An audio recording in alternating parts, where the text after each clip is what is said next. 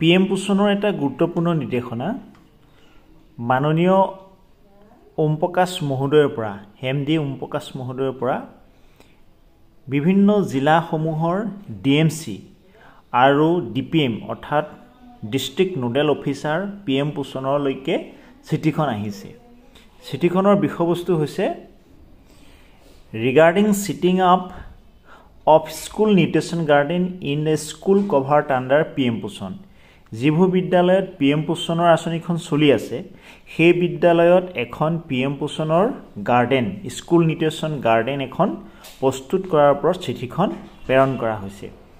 চিঠিখনৰ ৰেফাৰেন্স যোৱা 10-12-2024 তাৰিখে PM পোষণৰ ফালৰ পৰা এখন চিঠি বিদ্যালয়সমূহলৈকে আহিছিলে।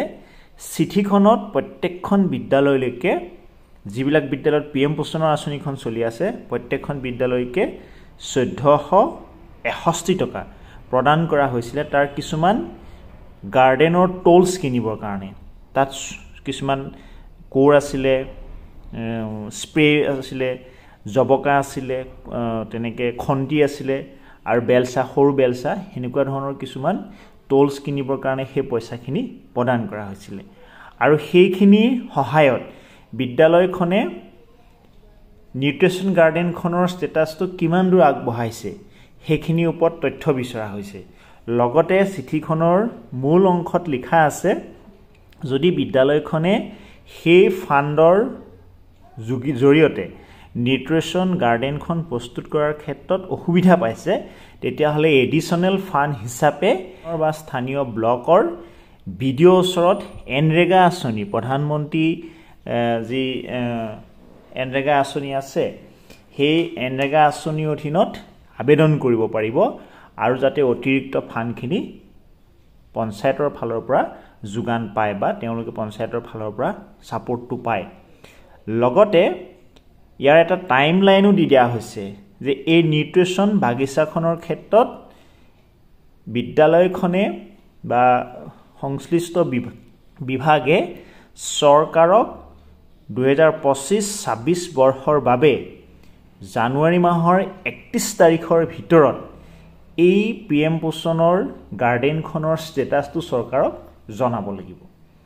এতিয়া সেই ষ্টেটাছটো জানিবৰ কাৰণে প্ৰত্যেকখন জিলাৰ বিদ্যালয়সমূহত PM পোষণৰ আঁচনিখন চলি থকা বিদ্যালয়সমূহত এই PM পোষণৰ নিউট্ৰিশ্যন গাৰ্ডেনখন কিমান দূৰ হৈছে নহৈছে, কিমান এক্টিভ হৈ আছে, কিমান কাৰ্যক্ষম হৈ আছে, প্ৰচেছত আছে, সকলোখিনি তথ্যৰ ওপৰত এটা ৰিপৰ্ট 30-1-2025 তাৰিখৰ ভিতৰত চৰকাৰক দাখিল কৰিব লাগিব।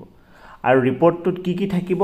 জিলাখনৰ নাম, total school covered under PM Poshan, PM পোষণৰ অধীনত কিমানখন বিদ্যালয় জিলাখনত অন্তৰ্ভুক্ত হৈ আছে, total school having SNG, total কিমানখন বিদ্যালয়ত SNG স্কুল নিউট্ৰিশ্যন গাৰ্ডেন আছে, total school are setting up SNG in progress, কিমানখন বিদ্যালয়ত SNG স্কুল নিউট্ৰিশ্যন গাৰ্ডেন প্ৰগ্ৰেছত আছে, আৰু total school where setting up of SNG not started, আৰু কিমানখন বিদ্যালয়ে স্কুল নিউট্ৰিশ্যন গাৰ্ডেনখন ছেটিঙেই কৰা নাই, স্থাপনেই কৰা নাই, ভবাই নাই।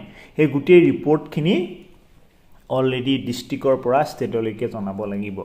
হয়তো অনাগত সময়ত বিদ্যালয়সমূহত PM পোষণৰ অধীনত এই নিউট্ৰিশ্যন গাৰ্ডেনখন অধিক শক্তিশালী আৰু মজবুত কৰি প্ৰস্তুত কৰা, তৈয়াৰ কৰাৰ ক্ষেত্ৰত চৰকাৰে পদক্ষেপ ল'ব আৰু চৰকাৰে সেই নিউট্ৰিশ্যন গাৰ্ডেনখনৰ ষ্টেটাছটো কেনেকুৱা পৰ্যায়ত আছে, কেনেধৰণে কাৰ্যক্ষম হৈ আছে সেই বিষয়ে জানিব বিচাৰিছে।